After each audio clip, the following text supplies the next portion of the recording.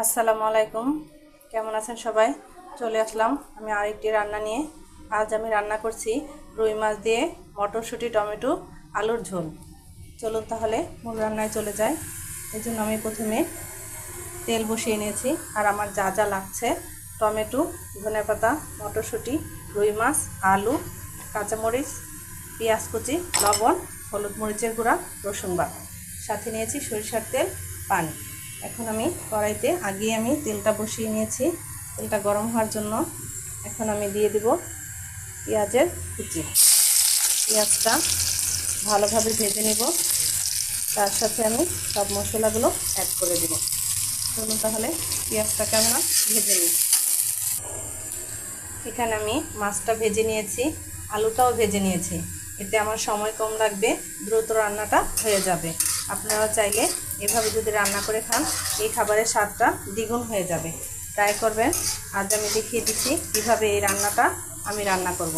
পেঁয়াজটার সাথে আমি লবণটা দিয়ে দিব, এতে পেঁয়াজটা দ্রুত ভাজা হয়ে যাবে। পেঁয়াজটা আমার ভাজা হয়ে গেছে অনেকখানি। এ পর্যায়ে আমি দিয়ে দেব একটুখানি পানি। পানিটা দিয়ে নেব। সাথে দিয়ে দেব হলুদ, মরিচ, জিরা আর রসুন বাটাটা দিয়ে নাড়াচাড়া করে একটু কষিয়ে নেব। মশলাটা কষানোর জন্য একটুখানি দিয়ে দেব পানি। ভালোভাবে মশলাটা কষিয়ে এলে অ্যাড করব আলু, মাছ। মশলাটা আমার কষানো হয়ে গেছে, তেলের উপর চলে আসছে। এখন দিয়ে দেবো ভেজে রাখা আলু। আলুটা দিয়ে একটু কষিয়ে নেব। এখন আমি পানি দিয়ে দিব। যেটুকু আমি ঝোল রাখবো ওই পরিমাণে পানি একবারেই দিয়ে দিচ্ছি। এর সাথে আমি দিয়ে দেব আমার ভেজে তুলে রাখা মাছ। দিয়ে দিলাম মাছ।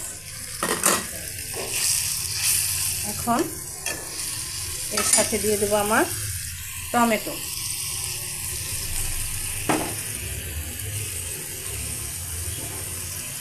টমেটোটা দিয়ে আমি একটুখানি ঢাকা দিয়ে দিব 2 থেকে 3 মিনিটের জন্য।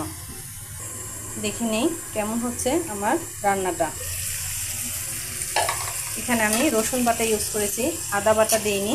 আপনারা যদি কেউ পছন্দ করেন তাহলে রসুন বাটার সাথে আদা বাটাটা অ্যাড করে নিতে পারেন আপনাদের পছন্দ মতো।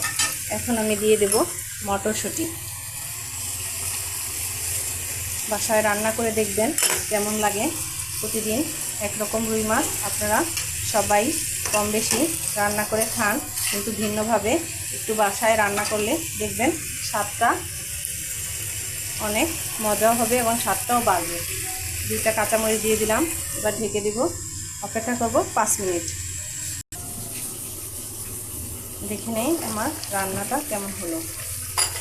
এই তো প্রায় রান্নাটা হয়ে গেছে। এখন আমি একটু ধনেপাতা কুচি দিয়ে দেব। এবার নামিয়ে পরিবেশন করব। হয়ে গেল আমার মটরশুঁটিতে রুই মাছ, আলু, টমেটোর ঝোল তরকারি। তৈরি হয়ে গেল আমার রুই মাছ দিয়ে টমেটো, মটরশুঁটির আলুর ঝোল। তৈরি করে খাবেন, কমেন্ট করে আমাকে জানাবেন আজকের এই রান্নাটা আমার কেমন হলো। দেখতে বেশ সুন্দর হয়েছে, খেতেও ইনশাল্লাহ ভালো হবে। আপনারা সবাই বাসায় ট্রাই করবেন, কমেন্ট করে আমাকে জানাবেন কেমন হলো আমার আজকের এই রান্নাটা। ধন্যবাদ সবাইকে। আসসালামু আলাইকুম।